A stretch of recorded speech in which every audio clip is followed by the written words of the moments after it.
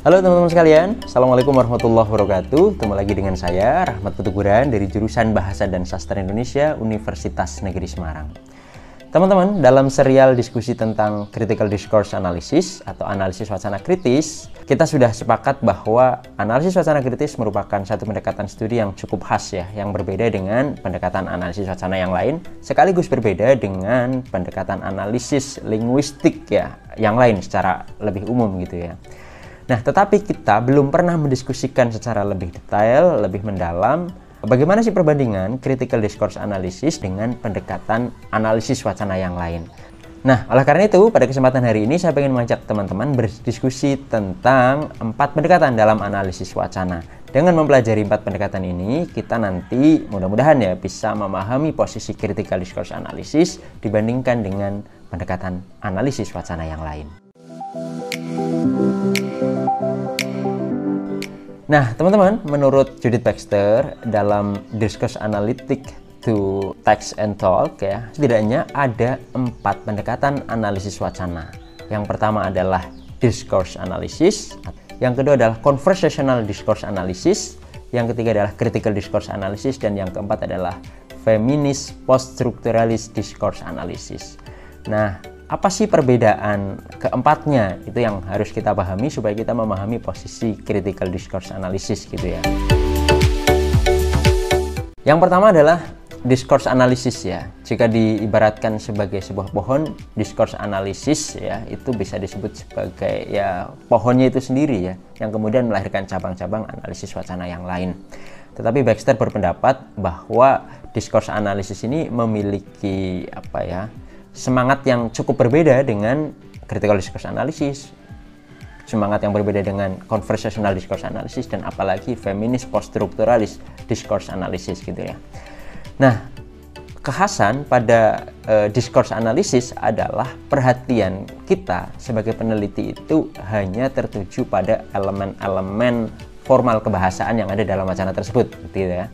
Nah, jadi kita seolah-olah menjadikan wacana yang kita analisis itu sebagai entitas yang terisolasi, yang tidak perlu dihubungkan dengan fenomena sosial sekitarnya.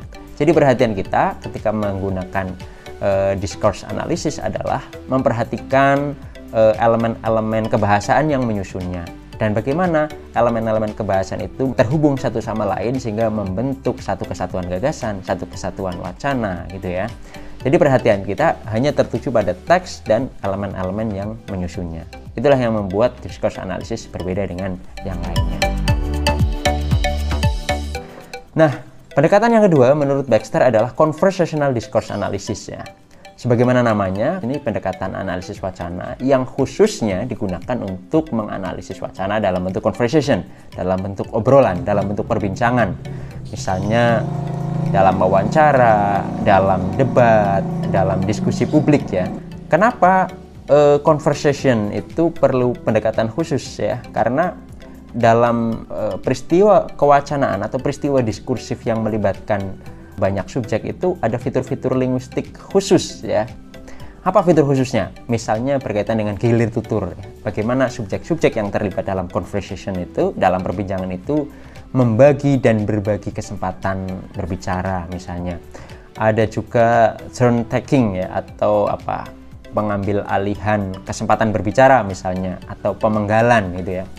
Atau juga ada fitur lain misalnya kesenyapan ketika subjek-subjek berhenti berbicara sehingga suasana senyap. Nah, fitur-fitur linguistik itu kan tidak ditemui pada bentuk analisis wacana sebagaimana diasumsikan dalam discourse analysis ya di sebelumnya. Oleh karena itu, conversational discourse analysis itu diperlukan.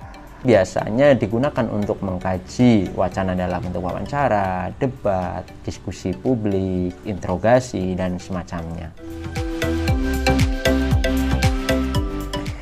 Nah, yang ketiga adalah critical discourse analysis. Sebagaimana kita telah bahas berkali-kali dan mudah-mudahan kita pahami dengan baik ya, bahwa kekhasan critical discourse analysis adalah sikapnya untuk mendudukkan wacana itu sebagai praktik sosial. Nah, karena kita mendudukkan wacana sebagai praktik sosial, maka mau tidak mau kita harus menghubungkan wacana itu sebagai satu realitas sosial, realitas politik, realitas kultural ya, yang digunakan oleh subjek-subjek untuk membela kepentingannya, untuk membela kelompoknya. Nah, karena itulah muncul kata kunci misalnya kekuasaan, politik, dominasi, dan ideologi gitu ya. Jadi asumsi dasar dalam critical discourse analysis adalah bahwa wacana itu sebuah praktik sosial yang tidak bisa dilepaskan dari proses dan struktur sosial di sekitarnya, termasuk konteks sosial yang ada di sekitarnya. Nah, keempat adalah feminis post-structuralist discourse analysis. Namanya agak susah disebutkan memang ya. Nah, sebagaimana namanya, teman-teman sekalian, saya kira pendekatan analisis wacana ini berangkat dari semacam gerakan, semacam aliran yang bernama feminisme ya. Meskipun feminisme itu memiliki kompleksitas, memiliki banyak cabang, memiliki paradoks internalnya sendiri begitu ya. Tetapi secara umum kita bisa pahami bahwa feminisme itu satu gerakan, satu gagasan yang berupaya memperjuangkan hak-hak perempuan gitu ya. Nah, dalam feminis post-structuralist discourse analysis ini, peneliti atau penggagas aliran ini mengasumsikan bahwa wacana ini memiliki peran dalam dua hal. Yang pertama, wacana memiliki peran dalam peminggiran, dalam diskriminasi dan eksklusi terhadap perempuan ya. Yang kedua, wacana sekaligus bisa digunakan sebagai sarana untuk melakukan perlawanan, untuk mewujudkan kehidupan sosial yang lebih adil gitu ya. Jadi fokusnya adalah bagaimana hubungan wacana itu dengan perempuan ya. Apakah hubungannya itu bersifat negatif, digunakan untuk mendiskriminasi, mengeliminasi, atau bahkan mendominasi perempuan, atau wacana itu berusaha untuk mengangkat ya, untuk memperjuangkan dan membela hak-hak perempuan. Itu karena wacana memang alat sosial yang bisa digunakan untuk tujuan-tujuan itu. Nah, kurang lebih begitu 4 pendekatan analisis wacana yang bisa kita gunakan untuk memahami posisi critical discourse analysis dibandingkan dengan pendekatan analisis wacana yang lain, gitu ya. Tetapi apa sebenarnya persamaan dan perbedaan critical discourse analysis dengan analisis wacana yang lain? Jika kita lihat berdasarkan definisi yang tadi saya sampaikan, maka ada persamaan sekaligus perbedaan critical discourse analysis dengan analisis wacana yang lain gitu ya. Nah, menurut Judith Baxter, 4 pendekatan ini memiliki perbedaan dalam menempatkan hubungan antara wacana sebagai realitas tekstual, sebagai realitas kebahasaan dengan konteks sosial yang melingkupinya gitu ya.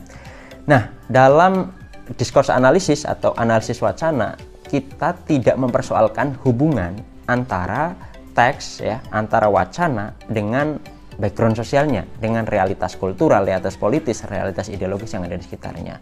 Sementara dalam conversational discourse analysis, itu hubungan antara teks atau wacana dengan subjeknya itu mulai tampak. Misalnya dalam peristiwa gilir tutur, peristiwa turn taking misalnya, itu kan memperlihatkan hubungan antara teks tuturan ya dengan siapa yang mengucapkannya. Dan siapa yang mengucapkannya itu kan merupakan persoalan sosial ya, karena siapa yang mengucapkan itu nanti berkaitan dengan bagaimana profil sosialnya, bagaimana profil psikologisnya, bagaimana dia hidup dalam lingkungan sosial tertentu.